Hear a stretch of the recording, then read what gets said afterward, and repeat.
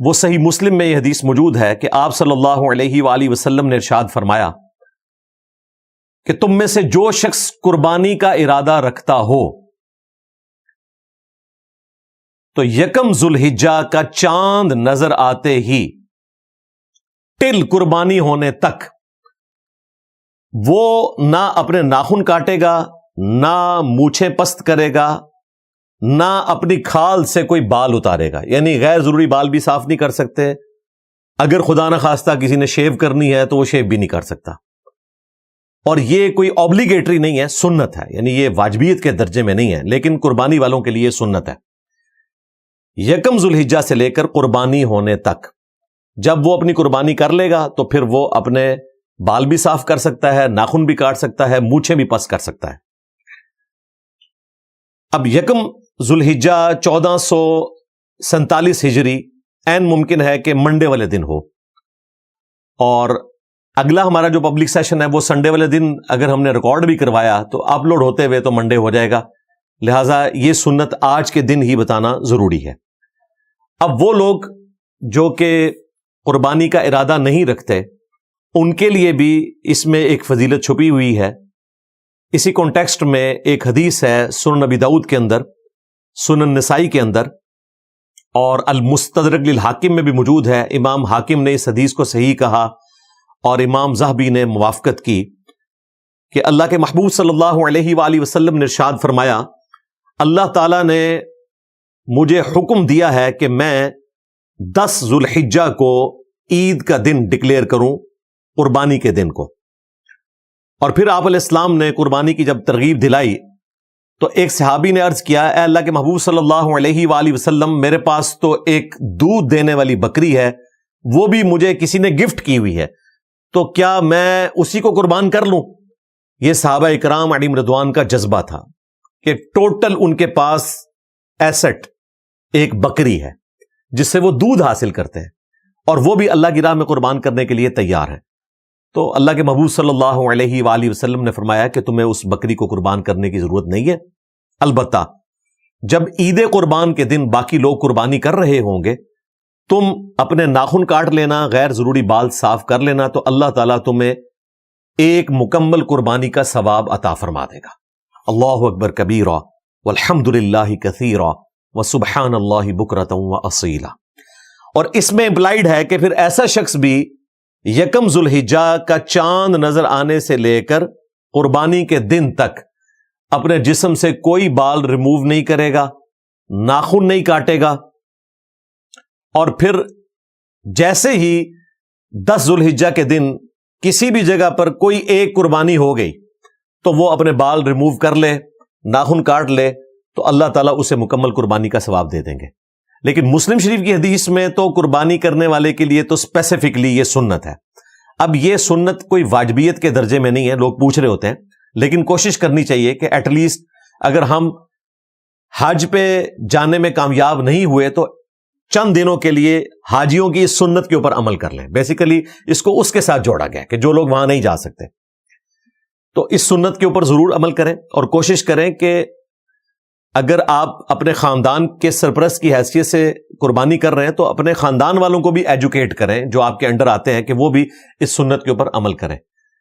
10 ذوالحجہ کے دن یا 11 ذوالحجہ یا 12 ذوالحجہ کو جب بھی آپ کی قربانی ہو تو اس کے بعد پھر آپ اپنے بال بھی ریموو کر سکتے ہیں اور اپنے ناخن بھی کاٹ سکتے ہیں۔ ایک اور حدیث ہے سنن نبی داؤد کے اندر اسی کانٹیکسٹ میں کہ نبی علیہ السلام جب ہجرت کر کے مدینہ شریف آئے تو انصار مدینہ سال میں 2 دن ایسے مناتے تھے کہ جس میں وہ کھیل کود کیا کرتے تھے۔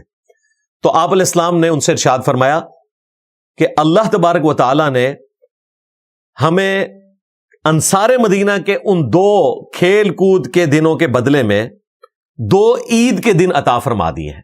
عید الفطر کا دن جو یکم شوال کو منائی جاتی ہے، اور دوسرا 10 ذوالحجہ کے دن عید الاضحیٰ جو بڑی عید کا دن ہے، یہ اللہ تعالیٰ نے 2 دن عطا فرما دیے۔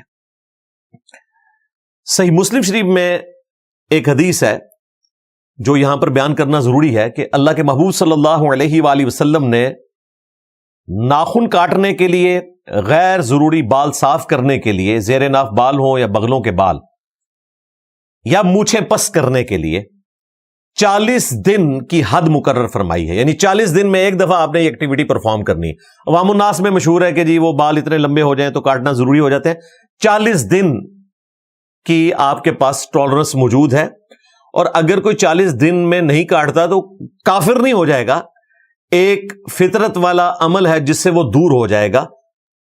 یہ اس درجے میں نہیں آتا کہ لوگ کفر اسلام کا مسئلہ بنا لیں, لیکن ظاہر ایک سنت ہے, اور سنت مؤکدہ ہے, دائمہ ہے, اور نبی الاسلام کی روٹین میں ہے, فطرت ہے سب سے بڑھ کر. اللہ تعالیٰ نے اس فطرت کے اوپر انسان کو پیدا فرمایا ہے.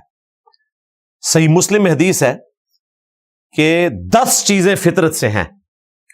ان میں مسواک کرنا, ناک میں پانی ڈالنا, استنجا کرنا, داڑیاں بڑھانا, مونچھیں پس کرنا, ناخن کاٹنا, بغلوں کے بال کاٹنا یا اکھیڑنا یا صاف کرنا, یہ ساری چیزیں درست ہیں. خواہ کریم کے ذریعے ہو, ریزر کے ذریعے ہو, یہ بھی لوگ پوچھ رہے ہوتے ہیں. اسی طریقے سے ختنہ کروانا بھی نبی الاسلام نے ذکر کیا. ختنے کے والے سے بخاری مسلم میں کئی احادیث موجود ہیں کہ یہ فطرت پہ ہے چیز, ختنے کروانا. اب یہ حیران کن بات ہے کہ ختنہ اللہ تبارک و تعالیٰ نے نیچرل انسان کا نہیں کیا ہوا, یہ آپ کو کروانا پڑتا ہے اور اللہ کی تخلیق کو بدلنا پڑتا ہے, جو اللہ تعالیٰ نے نیچرل انسان کو پیدا کیا. لیکن یہاں پر یہ والی تخلیق بدلنا ہی فطرت ہے, کیونکہ بخاری مسلم میں حدیث ہے کہ 5 چیزیں فطرت سے ہیں. ان میں پہلے نمبر پہ ختنہ کروانا, ناخن کاٹنا, زیر ناف بال صاف کرنا, بغلوں کے بال صاف کرنا, اور مونچھیں پس کرنا. یہاں پر ختنہ کرنا فطرت ہے, لیکن دوسری طرف دیکھا جائے تو یہ ختنہ نہ ہوا ہونا, اللہ تعالیٰ نے نیچرلی انسان کو ایسا پیدا کیا, لیکن اس کو تبدیل کرنا پرماننٹلی وہ اس لیے ضروری ہے کہ آپ نے صفائی کا اہتمام کرنا ہے. ناخن کاٹنا بھی اس لیے ضروری ہے کہ صفائی کا اہتمام ہوتا ہے. بغلوں کے بال, زیر ناف بال, یہ وہ جگہ ہیں جہاں پر پسینہ جمع ہوتا ہے, اور بال ساتھ ہوں گے تو بدبو پیدا ہوگی, بیماریاں ہوں گی. یہ صاف کرنے والا جو معاملہ ہے, طہارت والا, اس کو سپورٹیو وہ حدیث بھی ہے صحیح مسلم کی کہ صفائی نصف ایمان ہے. یعنی آپ دیکھیں مسلمان اور صفائی لازم و ملزوم ہے, یہ ساتھ ساتھ چلتی ہیں چیزیں. لہذا وہ جو قرآن میں حکم آیا وَلَآمُرَنَّهُمْ فَلَيُغَيِّرُنَّ خَلْقَ اللَّهِ, شیطان نے کہا تھا کہ میں مخلوق کو ابھاروں گا کہ وہ تیری بنائی ہوئی تخلیق کو بدلیں گے.